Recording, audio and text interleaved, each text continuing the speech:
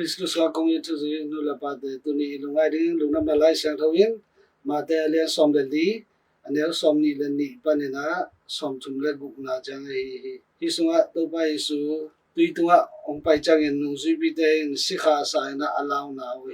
hi sung pa na e de Christian nun tang na a ipok dinga lunghing mo na da na ka na law na te hangina e de i biang i u pasien ben khat ve ve chang na a hi lowin ki mu thei hi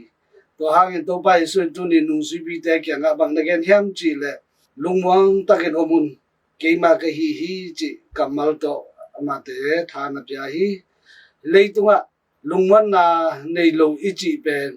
Yesu nei lo na zong ki chi thei hi Yesu nei na le na ben leitunga lungwan na nei na a hi ai te na tu lai te na igam hi te le leitumun khem to wa lao na patak na boy na te tamina to leitung thu te to ai te na i boy chang na i lao chang na Yesu to ha inei lungwan na ben kiman so thei hi to hang na Yesu nei pe le hang lungwan na man tak ta ding chi ben tu ni lai sa doin nang la ke tu ni thang pya hi yo hang alian som le gu anel som thum le thum na sma zo ai zong in hang sanun ke ma in leitung ka zo khin zo hi na chi to ma bang in yo hang ma sa alian nga anel li pan na nga na sunga pasian kyang pan ahong sok pe ma in hi leitung a zo hi leitung i gwal zo na in e dai na hang a hi kwa te leitung zo a hi hiam Yesu in pasian ni tapa hi chin awum mi te hi lo a hi hiam chena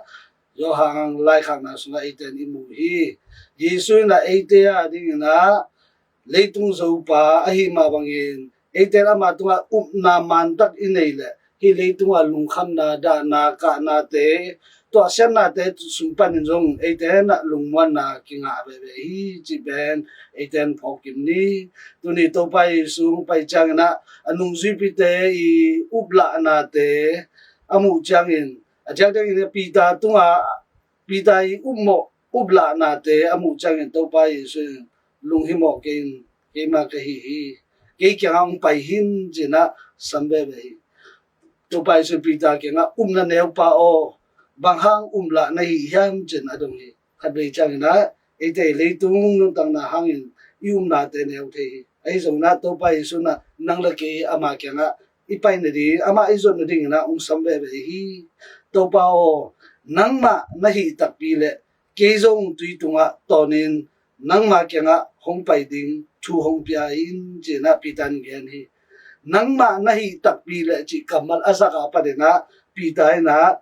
ubla na kimuthei nahi tak pi le ubla na le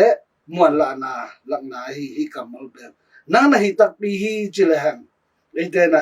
na to ki to na lam dang te zong piang pan hi Yesu na amai ubla na te athei zong ina hong pai in chi be be Yesu ama tunga muan la na anei te zong sama anei lo te zong sambe be adei na ina ama tunga muan la na anei lo te tunga amai bang le na musang nuam ai ma bangina asama hi ute naw to leitung boy na hasan na te ban Yesu isap theng na di Yesu min isap theng na di to pa o hongin ichi theng na di pi tayin amai thanem na te athei chang na to pa o hongin china again chang na to pa sun akhut pia a ama no ki be be hi nang la kin jong leitunga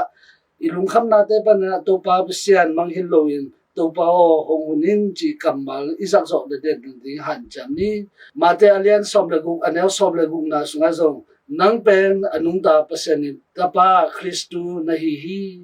achi ma bangin yo ang alian som ni lakhat anel som le sagi na sunga zong to pa o nang ma in na khen tu na theya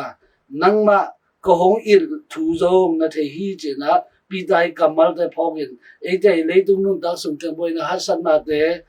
itwang zong na to pa ben paseni ta pa hi na khem do pyang sak pa hi na khem do bol zu pa hi chi na to nung tale hang inun tang na sunga na lam nang te imu pa ding hi